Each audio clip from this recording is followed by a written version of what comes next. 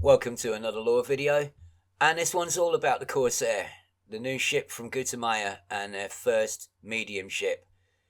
As usual, you can only get it for Arcs right now, and there are the two usual versions, the Stellar with the paint job and the ship kit, and the Standard. I bought the plain Jane and chose the blue and gold for it. I'm not a big fan of ship kits, but what I do like is that with the Mandalay and more recent ship kits, they have moving parts which do something apart from just adding to the aesthetics, besides just modifying the looks with a body kit. It's good to see this and the extra opportunities for those who are into ship kits to customize their ride. The cockpit with the concentric circles will be familiar to anyone who's flown a courier because it's identical except for the colour. It takes a while to get used to, and if you're new to it, but after a while, and especially in combat, you find yourself using the rings as a psychological guide to get yourself centered. So it seems a weird choice, but it works.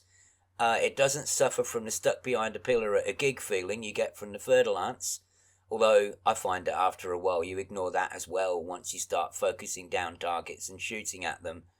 But the weird look of the cockpit, if that's new to you, don't worry, you'll get used to it in no time. The Corsair is being heavily touted as a pirate ship, to be fair, not by FDev, but by the players, which appears to be for no other reason than its name.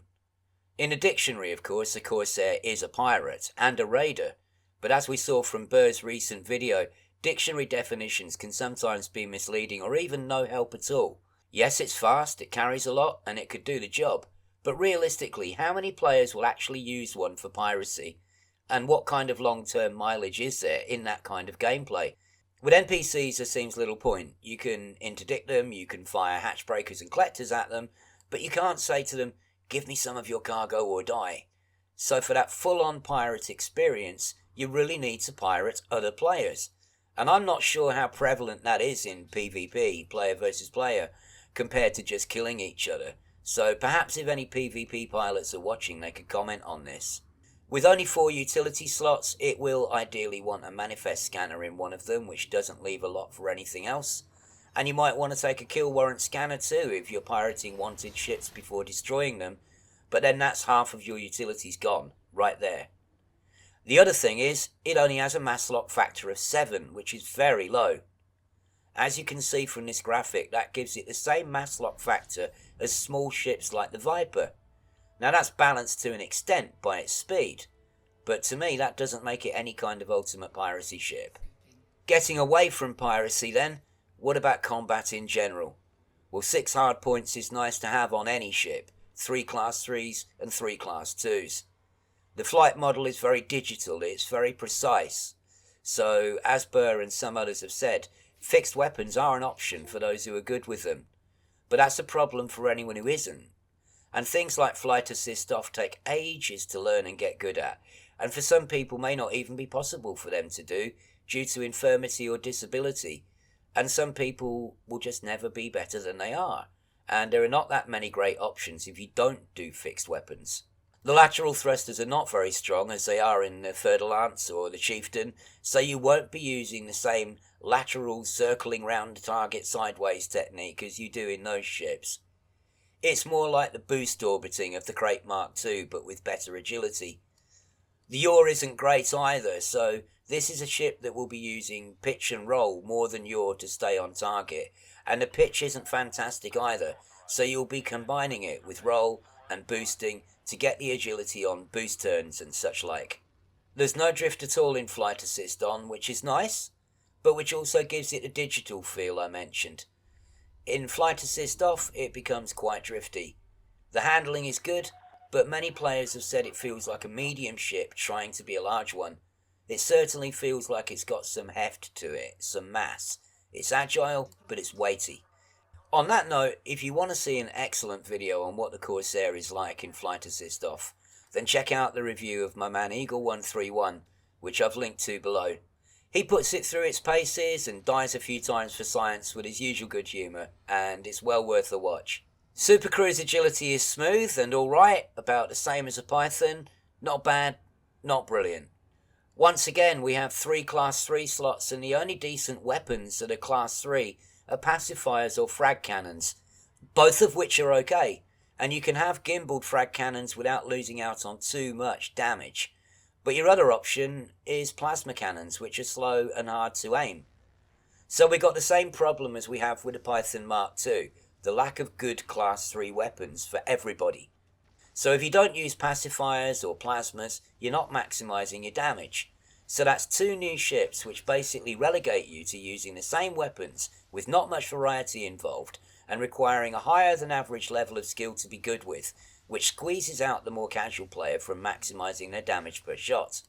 One way round this is to have your plasmas or pacifiers or frag cannons in the Class 3 slots, and in the Class 2 slots have pack hounds or other missiles with drag munitions to slow the enemy and make them easier to hit.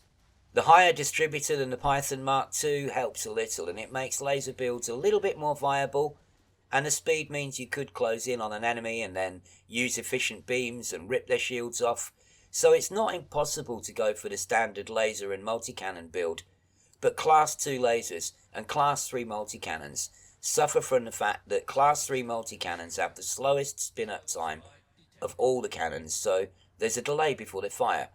And also the more multi-cannons you use, the more you have to rearm them.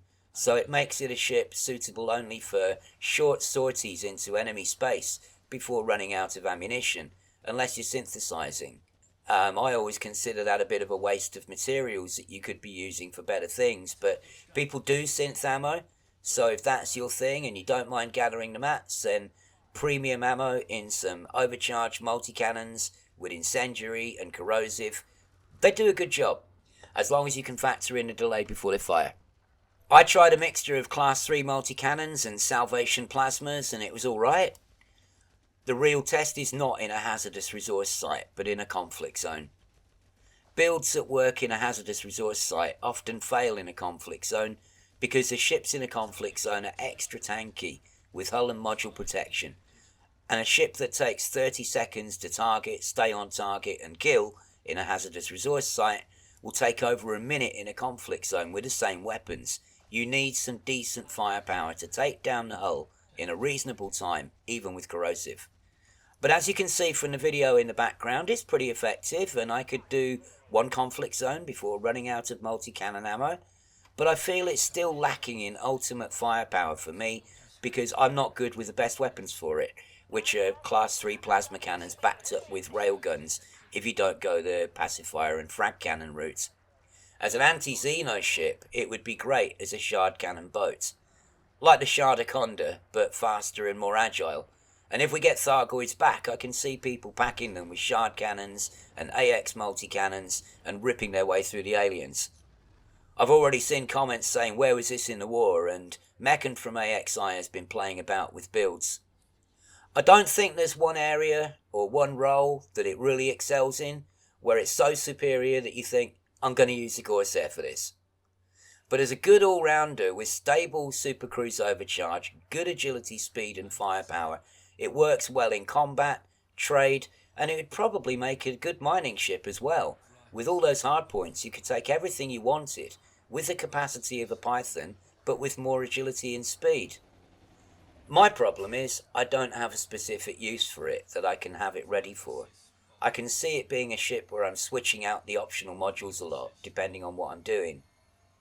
Overall then, it's a solid enough ship, an alternative hauler to the Python or T8 that sits between the two in terms of capacity, but faster than both.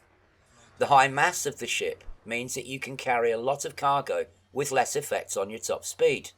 It's pretty tanky as a combat ship, and it seems to be neither a shield tank or a hull tank, so it could be either, or a good mixture of shield and hull.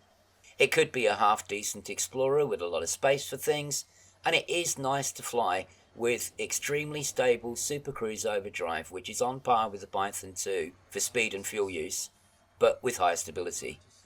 As with all ships, players will experiment with it as many different ways as they can, and some might fly it purely because they support the Empire, and a medium ship from Gutamaya is long overdue, so now it's here, it could be their ship of choice, purely through their loyalty to the Imperials.